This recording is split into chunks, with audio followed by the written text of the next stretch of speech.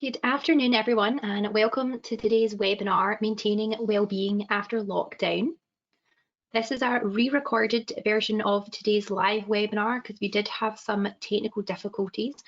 So that just means that there won't be any attendee engagement going on. So we'll be missing out a few things like the polling and the questions, although I have a note of some of the questions that were asked during the live webinar, and I will try and answer some of those at the end.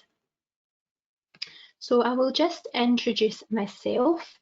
So my name is Dr. Heather Meikle. I am a counselling psychologist and I also work as Clinical Projects Officer at First Psychology Scotland. So I've worked at First Psychology for almost 2 years now, first as a student and then as a practitioner delivering one-to-one therapy. And now I work both in delivering therapy and also in developing other resources for clients, including this webinar series. So in today's webinar, we're going to look at some of the issues that the lifting of lockdown restrictions might have on our well-being. So we're probably facing changing times ahead and maybe a new normal in the future. So I think it's important to look at some of the knowledge and skills that we can learn to positively adapt to changing or uncertain circumstances. And we're going to do that by focusing on what matters most to you, and how you can do what it takes to still work towards those things, how to accept what you can't control and be more present in the here and now. So to do that, we're going to take a look at some tools from the ACT approach. And ACT just stands for Acceptance Commitment Therapy. It was developed by this man, Dr. Russ Harris, and there are lots of resources out there if it's something that you're interested in, and I'll have linked some of those at the end of the webinar. They'll also all be up on the First Psychology website under the News and Events tab as well. So normally I would do a poll with the live attendees to find out how confident they're feeling, but if you want to take part at home, just maybe give yourself a score out of 10 about how confident you're feeling right now, and we'll see if we can change that towards the end of the webinar. So we first want to look at what fears might come up for us as lockdown starts to lift. So we might be facing some anxiety about going back to work in case we catch or spread the virus.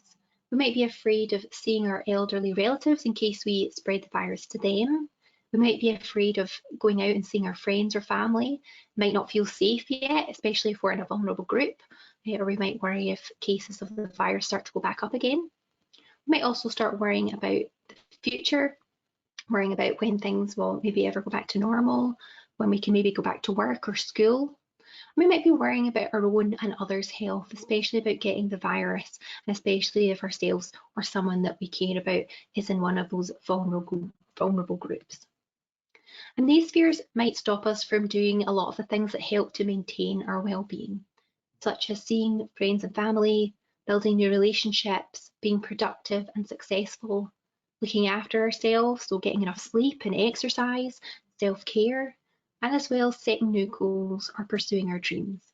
So we might not be able to engage in these activities because we're getting caught up in our negative thoughts or our uncomfortable feelings of fear when we focus on those thoughts, and that can keep us stuck. Changing and adapting gives rise to lots of uncomfortable feelings and negative thoughts, but if we're not willing to accept this discomfort and maybe stop paying attention to these thoughts, then we won't be able to move forward. And if we lose touch with what's important to us, we won't be motivated to change either. So how do we overcome this fear in order to maintain our well-being? So the first thing we're going to look at is diffusion from negative thoughts, which is really just a fancy way of saying not spending all our time focused on our negative thoughts. So when we're in a state of fusion, which is when you're all caught up or fused with your thoughts, a thought can seem like the absolute truth or a rule that you have to follow. So you might think, I shouldn't be feeling this way. A thought might seem like a threat or something you need to get rid of as soon as possible. For example, if I go outside, I'm going to get the virus. A thought might seem like something that's happening right here and now, even though it's about the past or the future, such as ruminating on old mistakes or worrying about the future. It could seem like something very important that requires all your attention. Or it could seem like something that you can't let go of, even if it worsens your life, such as I can't cope, I don't need help, I'm nothing without my job. And the antidote to this is diffusion. So this is when we identify the thoughts that hold us back and diffuse from them, or in other words, get less caught up in them or pay them less attention. So in a state of diffusion, you can see a thought for what it is, nothing more or nothing less than a bunch of words or pictures inside your head. And in a state of diffusion, you recognise that a thought may or may not be true, because just because we think something doesn't make it true, that it's definitely not a rule that you have to follow, that it's definitely not a threat to you, it's not something happening in the physical world, it's just words or pictures in your head. It may or may not be important, you have to choose as to how much attention you pay it. And a thought can be allowed to come and go of its own accord without any need for you to hold on to it or push it away. So to understand what this might look like, I'm going to share a metaphor with you. This is one of many, so get ready. So I just want you to imagine if you were to jot down some of your negative thoughts on a sheet of paper. And imagine that I asked you to now hold that piece of paper up right in front of your face and ask you to get all absorbed in those words. While you're all caught up in these thoughts, you're now cut off or disconnected from the things that make life meaningful. Seeing friends, family, movies, music, food, sport, work, and so on. And while you're holding on tightly to these thoughts, it's hard to do the things that make your life work. So imagine trying to cook dinner or drive a car or cuddle your pet or watch a movie when you're doing this. Now imagine I asked you to tuck that sheet of paper under your arm and notice that you can now connect and engage with the things that make life meaningful. Even though the thoughts are still there, you're just not giving them all of your attention. And that's what diffusion is. So to do this in real life, we can use some techniques like these. And I've got some more diffusion techniques in the handouts that will be available on the First Psychology website as well. So you could put the phrase, I'm having the thought that, in front of your negative thought. So if you're thinking, oh, I'm useless, you could instead change that to, oh, I'm having the thought that I'm useless. You could sing your thought to the tune of Happy Birthday. I won't demonstrate that though. You can say your thought in a funny voice or repeat it over and over 30 times. You could imagine it as a thought bubble above somebody's head in a cartoon, or just imagine the thought coming and going like passing cars, like birds across the sky, trains pulling in and out of the station. These techniques are trying to help you see that your thoughts are not necessarily important, threatening, or true, that they're just thoughts. Of course, you might feel like a lot of your thoughts and concerns are important or valid and that you should be thinking about them because they might happen. But with this approach, we're not trying to focus on whether a thought is true or false, but whether it's workable.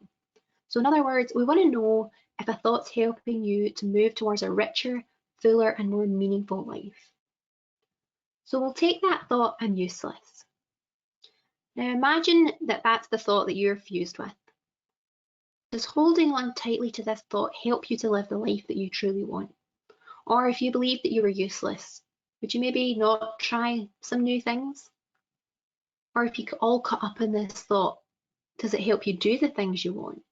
Or if you believe that you're useless, are you less likely to go for that promotion or ask that person on a date? If you let this thought push you around, does that help you to be the person you want to be? Or if you believe you're useless, are you less likely to join that club or help that woman with her shopping? Would we look like this? Maybe not. I think we can maybe all agree that if we were fused with the thought that we were useless, our life would probably seem very boring and meaningless. So I'm going to share another metaphor with you to try and make this a little clearer. So imagine that you're in a boat far out to sea. And below deck are a bunch of monsters, which are your emotions, your thoughts, feelings, and urges. And if you keep drifting aimlessly, then they stay below. But as you near land, they clamber on deck and overwhelm you. So you make a deal. You'll keep drifting as long as the monsters stay below. But drifting's not fun, and besides, other ships are landing happily, so why not yours? But if you try and land, the monsters will resurface. So what do? So you could try to throw the monsters overboard, but there are too many to fight off really. But if we take a good look at those monsters in broad daylight, we'll maybe discover that they're noisy and they're ugly, but they can't actually harm you. And once you get used to them, they're not really that scary. And you'll see they're much smaller than you thought. They might never be cute and cuddly, but they no longer have any power over you. So now you can head to shore and do the things that you like. And the monsters love to pop up when you try new things, but they can't stop you. So to see how your monsters might be stopping you from doing certain things, you may want to ask yourself, what would I stand for if fear couldn't stop me? What would I do if fear wasn't a barrier? What activities would I start or continue? Then think, would engaging in all these things benefit your life? Possibly. So that's been diffusion. So diffusion, not to get rid of unwanted thoughts, but just to enable mindful, valued living. And that brings us nicely on to our next topic of values, or knowing what matters. So what are values? Values are our heart's deepest desires for the way we want to interact with the world, other people, and ourselves. They're what we want to stand for in life, how we want to behave, what sort of person we want to be, what sort of strengths and qualities we want to develop. If I asked you what your values are, you might first answer this question by stating your goals rather than values. So this is quite common, and it's not surprising because in our society, we largely focus on goals rather than values. But values are far more empowering than goals because they're always available to us. In any moment, we can act on them or neglect them, and the choice is ours. But that's not always true for goals. We can't guarantee we'll ever achieve the goal of marriage, for example. But in any moment, we can always act on our values around being loving and caring. And this is possible even if we don't have a partner. We can be loving and caring towards our friends, our neighbours, our family members, our pets, and of course ourselves. Another example could be if you want a better job, that's a goal. Once you've got that job, mission accomplished. But if you want to be helpful and efficient and productive, those are values. And in any moment, you can act on those values, even if you don't like your job or you don't currently have one. So another way to think of this could be if values are like your compass. So a compass gives you direction and keeps you on track when you're traveling. And our values do the same for our journey through life. So we use them to choose the direction in which we want to move and to keep us on track. So when you act on a value, it's like heading west. No matter how far west you travel, you never get there. There's always further to go. Whereas goals are like the things you try and achieve on your journey. They're like the sights you want to see or the mountains you want to climb while you keep on traveling west. So if you want to try and identify your own values, you could make a list, or you could use one of the worksheets in the handouts that helps you identify what your values are in different areas of your life. Now, when thinking about your values, many of you might mention something like living in the moment, appreciating what I've got, or stopping and smelling the roses. And these activities all require us to be present, and of course to know whether or not we're living by our values and whether our behaviour is workable or not. We need to be aware of what we're doing so we can notice the consequences of our actions. So being present in the here and now is really important, not just when it's in line with our values, but also to help us increase our self-awareness. So the more in touch we are with our own thoughts and feelings, the better we're able to regulate our behaviour and make wise choices that take our life in the direction that we want to go. And one way we can do this is by stopping and connecting with our environment and our bodies. So I'm going to briefly walk you through how you might do that. So if you want, you can participate where you are or just listen and observe. So just to begin, make sure you're nice and comfortable. Then I'm going to ask you to use your senses and notice 5 things around you that you can hear, 5 things that you can see,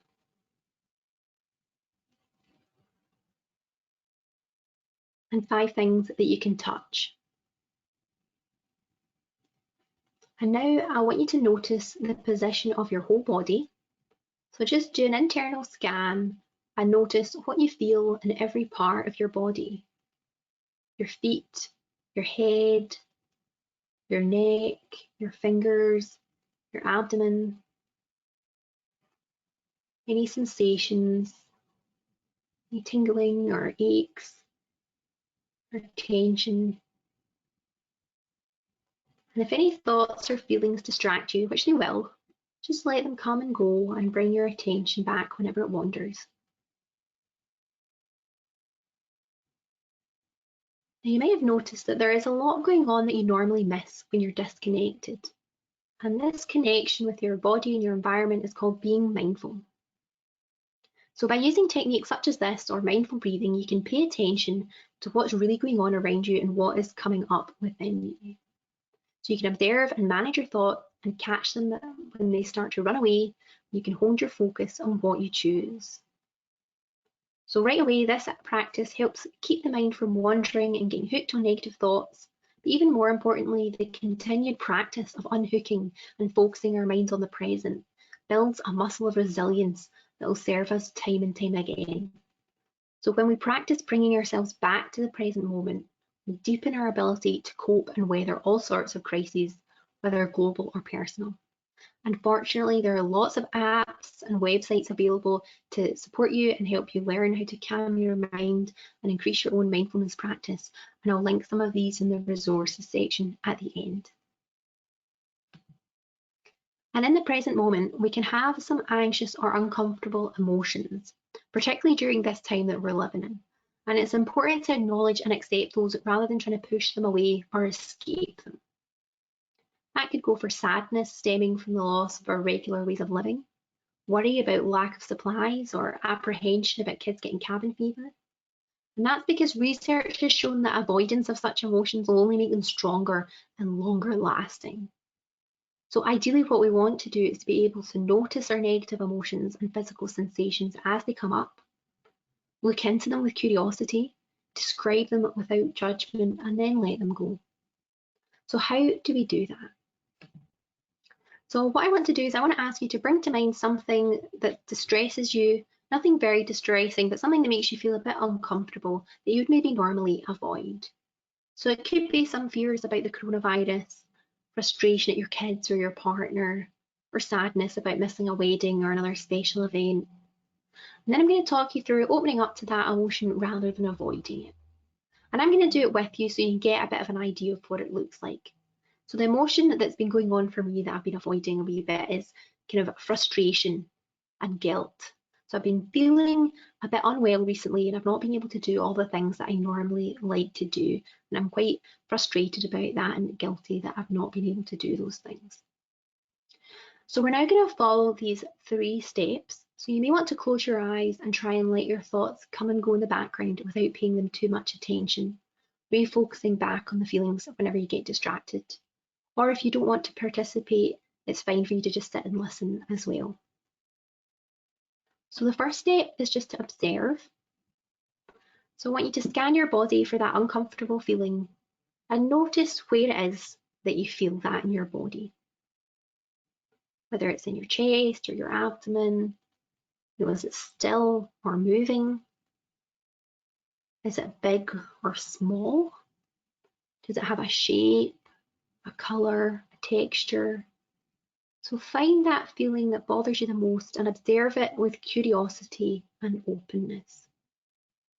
So that feeling of frustration or guilt that I've got feels a bit like a bright blue crackling electricity running all through my body.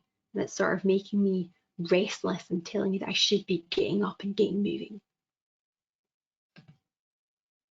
So the next step is just to breathe. So we're going to take some slow, deep breaths. And when we breathe in, we're going to imagine that we're breathing directly into and around that feeling and making room for it. So every time you breathe in, it's as if you open up and expand around that feeling. So I'm going to try and make room for that frustration, that blue electricity in my body. We're going to try and allow the feeling to be there. Even if you don't like the feeling, simply acknowledge any unhelpful thoughts or judgments or resistance, and then try and let it go. So I'm going to try and stop struggling with the guilt or the feeling that I should be getting up and getting moving, so that I can try and just enjoy where I am now and relax and recover. So we're not trying to get rid of the sensation or alter it. The goal is to see it as it is and make peace with it. So ideally we would do this exercise and focus on the sensation until we drop the struggle with it, but I'm just going to pause it there just because of the time. But ideally you would want to practice this as often as possible. So why am I asking you to sit with unpleasant or uncomfortable emotions? What's the point? So acceptance is in service of working towards your values. So I'm not just asking you if you're willing to make room for uncomfortable feelings just for the sake of it. I'm asking, are you willing to make room for this feeling if it will enable you to do what really matters to you? So instead of fighting our emotions, we can invest our energy in creating the best possible life given the circumstances. I'm going to share another metaphor with you that can help illustrate this. This is the last one. So suppose you love mountain climbing. It's something you're absolutely passionate about. And one day you set out to climb this mountain that you've heard great things about. But when you get close to the mountain, you discover that a swamp runs all the way through it, all the way around it even. It's a big surprise, no one told you about it, but the only way you'll get to climb that mountain is to wade through the swamp. So you don't wallow in it just for the sake of it, but you wade through the swamp because climbing that mountain matters to you. And that's what it means to do what it takes. So I've given you a bit of a whirlwind tour of how some of the ACT approaches can help us cope with change and uncertainty. And I'm just going to summarise that here with some useful statements that can maybe serve as reminders for you all. So whatever you're doing, engage fully with it. Whoever you're with, be fully present for them. When unhelpful thoughts arise, diffuse from them. Whenever unpleasant feelings arise, make room for them so you can work towards your values. And whatever your values are, be faithful to them. So if goals can be achieved, take effective action in line with your values. But if goals cannot be achieved, diffuse from the negative thoughts, accept the feelings that come up, and adapt your goals in line with your values. So today we've learned some skills to positively adapt then to changing uncertain circumstances by focusing on what matters most to you, how you can do what it takes to still work towards those things, even if you're having negative thoughts or unpleasant emotions. And if you want to learn more about any of the techniques I have mentioned today, I would definitely encourage you to check out some of First Psychology's podcasts on mindfulness. And I've also got lots of other resources there by Russ Harris on acceptance commitment therapy. So The Happiness Trap is an absolutely excellent book for clients and people, not just for therapists. And there's an illustrated version that's very easy to read. There's a lot of free resources online that go on with that, and lots of really excellent videos on YouTube that help also explain some of those concepts that we've talked about today. There's also lots of apps. Two that are most popular at the moment is the Headspace app for mindfulness and the Calm app for meditation and mindfulness as well. And there's still the mindfulness self-help booklet and the worksheets in the handouts. And all of this information will be made available on the First Psychology website under the News and Events tab, where you can find the resources and recordings of all the webinars in this series. So normally I would ask a poll again and see how confident people are feeling now about the coping with the changing circumstances. So if you wrote down, if you gave yourself a score at the start about how confident you felt, I would encourage you to see if that's changed, see if you would give yourself a higher, a lower, or the same number, and see if there's anything that you still need to know that would help you to feel more confident. Now that's the end of the presentation side of things. So I'm going to begin answering some of the questions that were submitted during the live presentation. But if there's anything that you think that you would still like to know and you don't get the answer to that today, I will leave up my email address here at the bottom of the slide, and I would love to hear from you. So if you do have any questions, do get in touch. Now let me just take a look at some of the, where is it? Here we go, some of the questions. So So someone asked, so they said, I worry a little bit about how my sense of how I'm coping will be affected by comparing my experience to others. I was socially isolated before lockdown, and in some ways I felt less isolated during lockdown because of the sense of shared experience. I worry that I won't be able to re-engage as well as others, and I will start to feel more isolated again. How might I navigate re-engaging socially when the circumstances with this will be limited and controlled? So I thought that was a really good point. So I have heard a lot of other people say that they've actually found the experience of lockdown to be quite a positive one for mental health, because if they're being socially isolated before, if they've had a lot of anxiety about their health before, this is now something that they're sharing with a lot of other people and friends or family members that maybe didn't understand what they were going through in the past, now are experiencing those things for themselves. So I would definitely, my recommendation, if you're in a similar situation, would be to notice what it is about lockdown that maybe is having a positive impact on your mental health. Are you spending more time getting in touch with friends online? Is that something you could still do once lockdown has lifted? You know, absolutely. If staying in touch with people through FaceTime and Zoom and things like that suits you a bit better right now than getting outside and meeting up with people once the lockdown's lifted, then absolutely continue to do that. If it's the conversations that you're having with people about how you're feeling and how they're feeling, that's helping you to feel better because you're sharing some of that load that you're carrying, then definitely carry that on after the lockdown. Just remember that people can understand what you're going through and can be supportive. And if you're still feeling anxious after lockdown, you know, when you share that with people, you can be able to do so in a way where you can say, you know, remember how anxious you were feeling during lockdown? Well, actually, I'm still feeling that way. And I'm struggling, and I'm sure people would be happy to support you. So just whenever you're in a situation that has maybe changed how you see yourself or other people or improved your mental health, notice what those changes are and try and continue those even once the lockdown has ended. So I hope that answered that question. Someone else has said that they often get overwhelmed and it makes it difficult for them to concentrate. So we definitely see mindfulness is really, really good for that.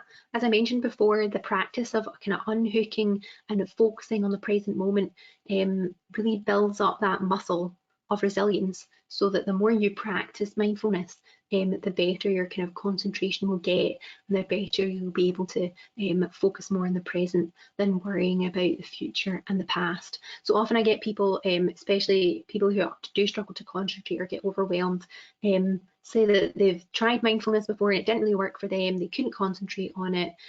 But mindfulness is not something that you're going to be good at straight away.